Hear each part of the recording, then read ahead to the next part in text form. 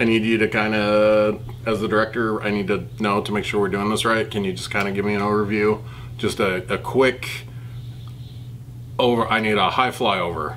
You have to understand that this takes place in the 41st millennium. Yep. Now, to really understand it, we have to go back about 30,000 years. There was a great evil that mankind was going to face one day. So they gathered together and they committed mass suicide. So They killed themselves to save themselves? well, to save all mankind. Okay. You see, that person that we incarnated in would later become the emperor of mankind. Isn't he kind of like emperors? Things like the standard template construct machines, of which we don't have an actual good example. They've never found one. Then how do they know it exists? Because it's on all the records.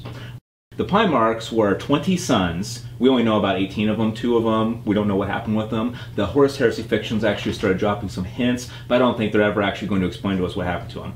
But anyway, so there's 18 sons. Gene Labs below the Himalayas, where the Emperor's palace is in the Himalayas. Not in like space? No, it's in the Himalayas. And flung them across the universe. On purpose? No, the Emperor didn't want that to happen. It was a big accident. It was actually... I thought you said he's all-powerful. Well, he's very powerful. He's not all-powerful. If he was all-powerful, what would he need Primarchs for? That's kind of my point.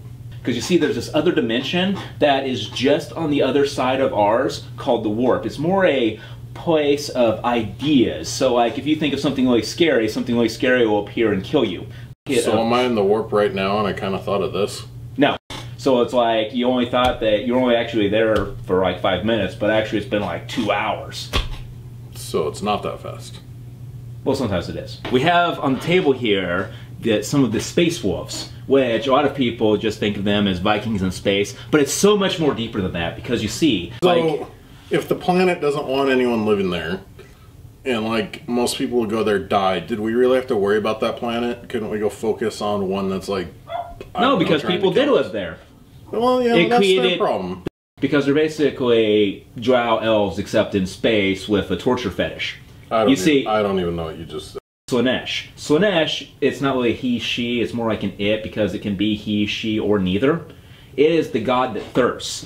Couldn't they just get their god like a Coke or something then, and we wouldn't have this problem? Well, you see, Slaanesh feeds on the souls of the Eldar when they die. Okay, well fine, kill a couple. You feed it souls to make sure it doesn't eat your souls. Yeah. The Dark Eldar, which believe that Do we have Dark Eldar on the board here? No, we don't.